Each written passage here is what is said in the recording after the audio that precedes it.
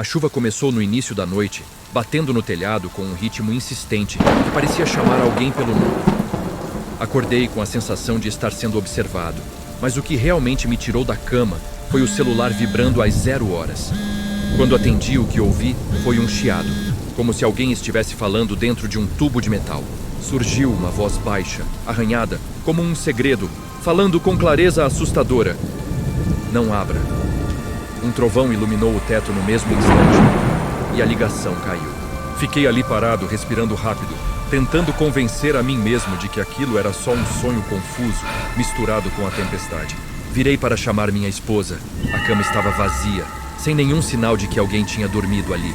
De manhã, a casa estava organizada de um jeito que não fazia sentido, como se tivesse sido arrumada por alguém que conhecia o espaço, mas não vivia ali.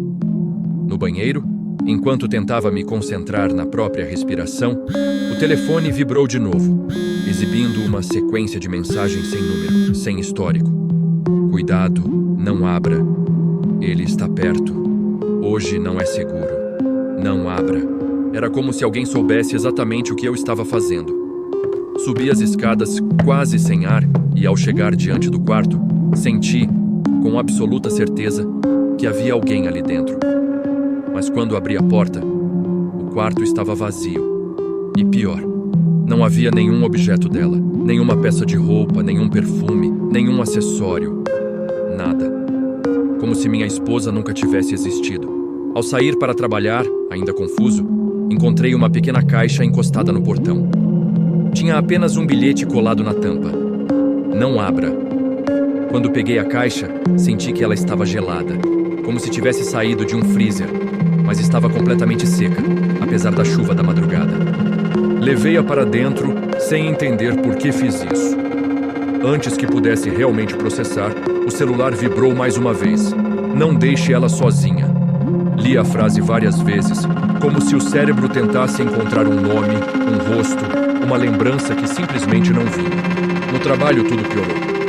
O celular vibrava sem parar com mensagens que pareciam acompanhar meus movimentos em tempo real.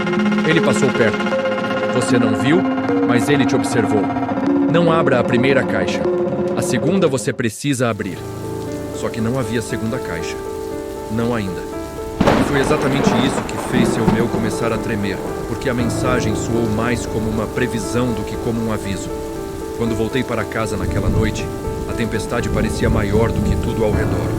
E ali, aos pés da escada, como se tivesse sido colocada segundos antes, estava a segunda caixa, maior, pesada, pingando água como se tivesse atravessado a tempestade nas mãos de alguém. Na tampa, preso por uma fita quase se soltando, um bilhete dizia: agora sim, abra esta. Assim que entrei com a caixa, um cheiro doce e ferroso se espalhou pela sala. O celular vibrou com tanta força que quase caiu de minha mão. Rápido, antes que ele chegue. Antes que pudesse raciocinar, ouvi no corredor um arrastar de passos. E isso me apavorou mais do que qualquer coisa. Abri a segunda caixa sem conseguir impedir a mim mesmo. O impacto me fez cair para trás. Lá dentro estava o lenço favorito de minha esposa, completamente encharcado, de sangue fresco.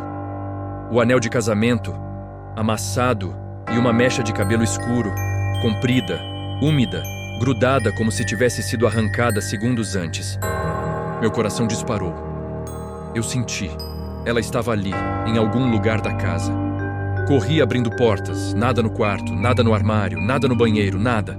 Nenhuma prova de que ela já tinha estado ali um dia.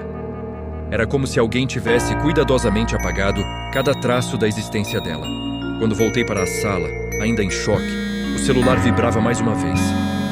Agora você pode abrir a primeira. Então, abri a caixa menor e encontrei apenas um envelope amarelo, pesado, frio. Dentro dele, havia fotos tiradas da casa em diferentes dias, diferentes horários, todas me mostrando sozinho. Depois vieram papéis médicos que descreviam episódios dissociativos graves, memórias criadas pelo cérebro para substituir um trauma profundo, e a construção de uma esposa imaginária, inventada como mecanismo de sobrevivência para que não desmoronasse. No fim do envelope, havia uma frase escrita à mão: sua esposa não existe. Você precisou inventá-la. Mas agora, ele quer que você lembre.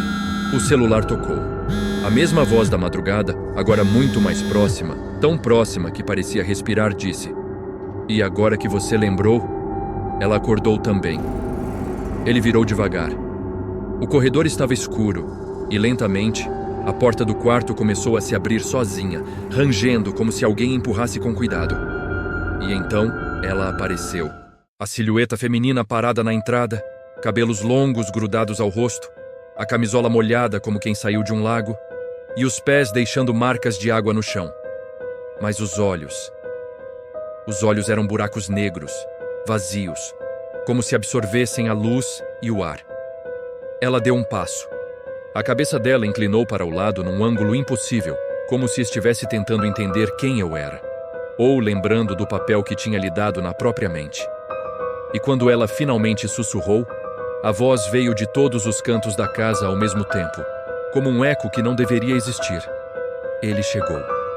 A porta atrás dela bateu com violência, e a escuridão engoliu tudo.